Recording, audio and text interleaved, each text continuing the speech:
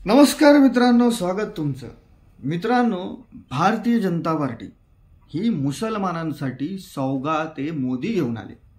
आता हे सौगाते मोदी म्हणजे काय तर ईद निमित्त 32 लाख मुस्लिम कुटुंबियांना ही सौगात म्हणजे ही भेट नरेंद्र मोदी यांच्या भारतीय जनता पार्टीकडून मिळणार आहे। आता ही बातमी आल्याच्या नंतर काही लोकांच्या भावना उंचावल्या की बाबा भारतीय जनता पार्टी आणि मुसलमान हे विळा भोपळ्याचं नातं आहे। भारतीय जनता पार्टीच्या विचारधारेला मुसलमान सपोर्ट करत नाही अशी एक धारणा आपल्या देशामध्ये। तर भाजप मुसलमानांसाठी हे 32 लाख किट का बरं वाटतंय आणि सगळ्यात महत्त्वाची गोष्ट म्हणजे अशी की ह्या किटचं जे वाटप आहे याचं जे संचलन करत आहेत ते म्हणजे भारतीय जनता पार्टीचे राष्ट्रीय अध्यक्ष जगत प्रकाश नड्डा। म्हणजे याचा अर्थ मुसलमानांमध्ये थेट मेसेज देण्याचं काम जे आहे ही भारतीय जनता पार्टी करत आहे। भारतीय जनता पार्टी अल्पसंख्याक मोर्चाचे अध्यक्ष जमाल सिद्दीकी यांनी सांगितलंय की हे जे 32 लाख किट आहे हे 32 लाख किट आमचे 32,000 कार्यकर्ते जे भाजपचं ग्राउंडवरचं केडर आहे हे ग्राउंडवरचं केडर गरजू मुसलमानांपर्यंत पोहोचवण्यासाठी मदत करणार आहे।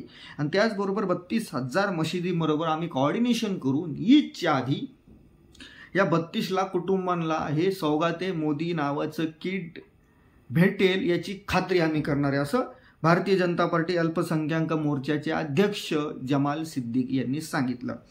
तर मित्रांनो, भाजप अचानक मुसलमानांकडे का बरं वळतंय त्याच्या मागचं कारण म्हणजे 2024ला झालेली लोकसभेची निवडणूक। 2024ला जी लोकसभेची निवडणूक झाली त्या निवडणुकीमध्ये मुसलमानांनी एक शिक्की मतदान जे होतं हे भारतीय जनता पार्टीच्या विरोधात केलं। याला भाजपच्या नेत्यांनी वोट जिहादचं नाव दिलं। भारतीय जनता पार्टीचं गेल्या लोकसभेमध्ये टार्गेट होतं 350 जागा, पण मुसलमानांनी एक शिक्की भाजपच्या विरोधात मतदान केल्यामुळं आणि ओबीसी समाजातल्या काही कास्टमध्ये फूट पडल्यामुळं भारतीय जनता पार्टीला याचा फटका बसला आणि भाजपच्या जागा फक्त निवडून आल्या 240। आता भाजपला माहीत आहे की हे जर परत झालं तर पुन्हा एकदा आपली अडचण होऊ शकते। याच्यासाठी भारतीय जनता पार्टी मुसलमानांना आकर्षित करण्याचा प्रयत्न करते। यामध्ये आणखी एक महत्त्वाचं कारण असं आहे की डिलिमिटेशन म्हणजे 2026ला मित्रांनो मतदारसंघाची पुनर्रचना होणार आहे आणि ही मतदारसंघाची पुनर्रचना झाल्याच्या नंतर मुस्लिम बहुल लोकसभा मतदारसंघ वाढू शकतात। आता जर आपण बघितलं तर आता आपल्या लोकसभेमध्ये जवळपास 24 मतदारसंघ असे आहेत की तिथं मुस्लिम वोटर डॉमिनेट आहे, मुसलमानांचा शिक्का आहे। त्या 24 मतदारसंघामध्ये मुस्लिम पॉप्युलेशन जास्त आहे। यामध्ये प्रामुख्याने बिहार, उत्तर प्रदेश आणि पश्चिम बंगालमधल्या काही मतदारसंघाचा समावेश होतो आणि या 24 पैकी 24 ठिकाणी भारतीय जनता पार्टीचं डिपॉझिट जप्त आहे, कारण ह्या ठिकाणी भाजपला मुसलमानांनी ॲडव्हान्टेज दिलं नाहीये किंवा भाजपला मुसलमानांनी मतदान केलं नाहीये। आता भारतीय जनता पार्टी सगळ्या मुसलमानांना टार्गेट करते का तर नाही। भारतीय जनता पार्टीचा फोकस आहे पशमंदा कम्युनिटी। मुसलमानांमध्ये प्रामुख्याने भारतामध्ये 3 प्रमुख कम्युनिटी आहेत। यामध्ये आहे अशरफी, दुसरी आहे अजलाफ आणि तिसरी आहे अर्जल। आता ही जी अशरफी कम्युनिटी आहे हिला मुसलमानांमधला एलिट क्लास समजला जातो, म्हणजे मुसलमानांमधला सुवर्ण वर्ग। ह्याच वर्गामधून मुसलमानांची लिडरशिप येते। म्हणजे आतापर्यंत भारताच्या इतिहासामधले जितके मुसलमानांचे मोठे नेते या देशामध्ये आलेत हे सर्व ह्याच अशरफी कम्युनिटीमधून येतात। आणि ही जी उरलेली अजवल आणि अर्शल ह्या ज्या 2 भाग आहेत मुसलमानांमध्ये, 2 सेक्शन आहेत की यामध्ये ओबीसी आणि शेड्यूल कास्टचे लोक आहेत की ह्या 2 भागांची जी लोकसंख्या आहे भारतातल्या एकूण मुस्लिम लोकसंख्येपैकी ती जवळपास आहे 85%।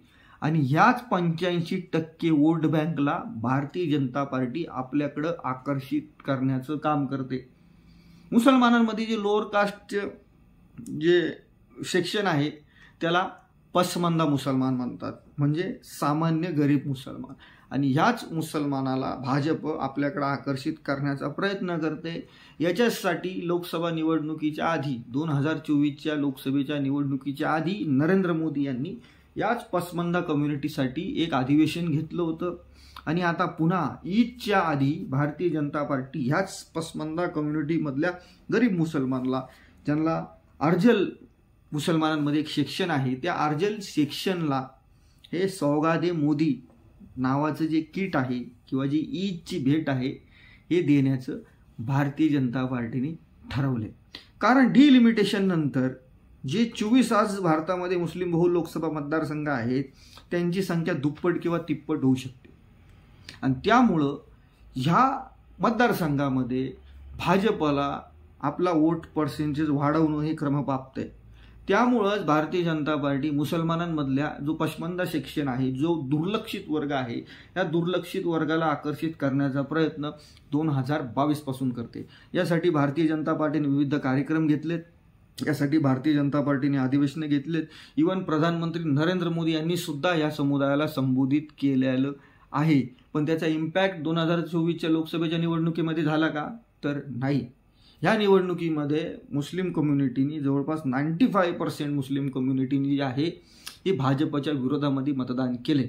आणि जर हाच ट्रेंड जर कंटिन्यू राहिला, जर मुस्लिम सेक्शन वोटर हा भारतीय जनता पार्टीच्या विरोधामध्ये एकजूट राहिला आणि भाजपच्या वोट बँकमध्ये जर जातीच्या नावावरती फूट पडली तर याचा फटका भाजपला बसू शकतो, हे भाजपला माहिती आहे. आणि त्यामुळं भाजपचा प्लॅन आहे की मुसलमानांमधल्या जो पशमंदा कम्युनिटी आहे, जो आर्जल मुसलमान आहे, जो शेड्यूल कास्ट मुसलमान आहे, त्या मुसलमानांना आपल्याकडं आकर्षित करण्यासाठी भारतीय जनता पार्टी नवीन नवीन खेळ करते. यातलाच हा सौगादे मोदी नावाचा त्यांची जी स्कीम आहे. ईदच्या आधी भारतीय जनता पार्टी जी आहे ती मुसलमानांना ईदची भेट देणार आहे.